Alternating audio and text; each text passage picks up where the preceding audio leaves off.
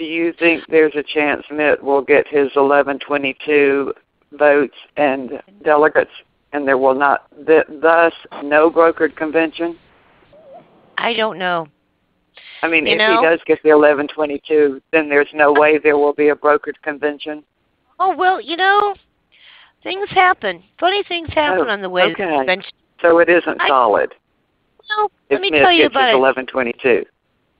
Let me tell you about a guy who thought he had it in the bag. Okay. All right. He thought he had it in the bag, too. His name was Ulysses S. Grant. Okay. He was going up for his third term. All right? And he thought he had it. Him and the party machine thought they had that thing in the bag. And they had Blaine was running from Maine. Sherman was running. And they decided at the last minute to impose the unit rule. And this guy named Garfield had come to give the nomination speech for Sherman. And in the previous campaign, he had worked on Blaine's campaign. He shifted this election cycle to Sherman because he and Sherman had been friends for years. And that was, you're not going to tell your war buddy that you're not going to serve on his thing, right? So, right. They were closer in age. They were close friends. But he had good contacts with Blaine. And, when they decided to impose the unit rule, he got all up in the dither. He said, oh, screw this. This is more important than any freaking candidate. If they can get by with this, we're just going to be another version of the Democratic Party.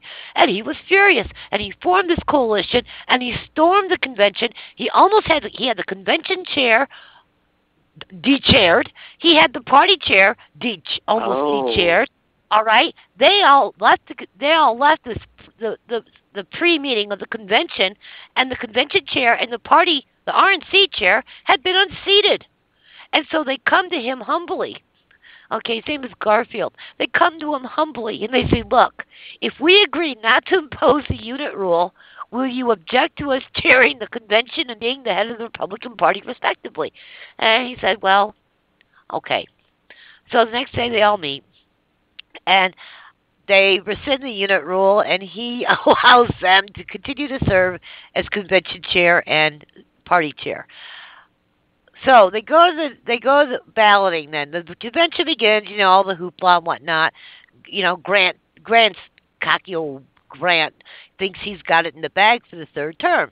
They go ballot, and he doesn't have the majority.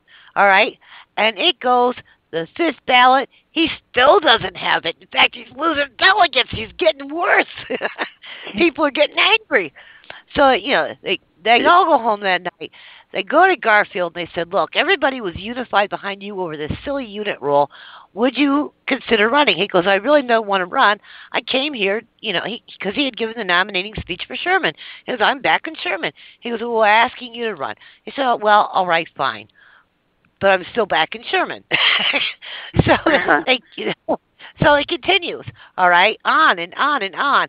And at the end, on the 35th ballot, people are frantic at this point because, oh my God, the convention's practically over and we still don't have a nominee, right? My horse and buggy is waiting. I need to go home. I'm out of hotel money. There's no more food. There's no more booze.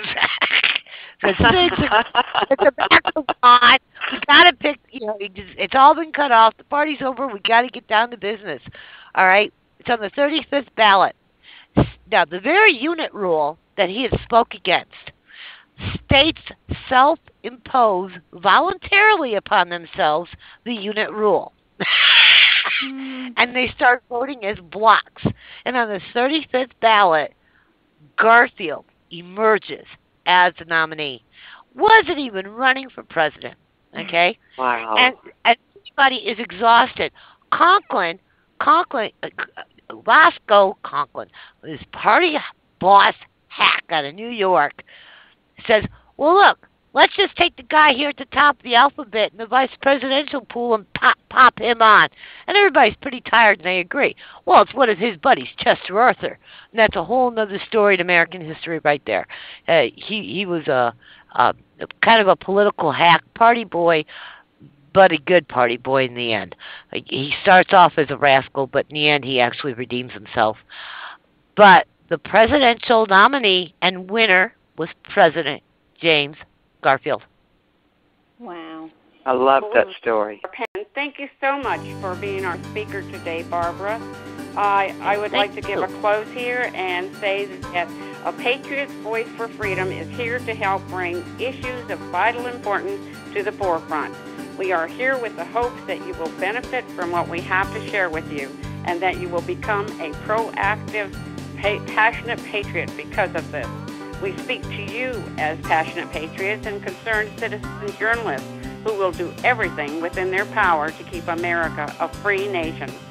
Tune in next week to A Patriot's Voice for Freedom for another provocative show.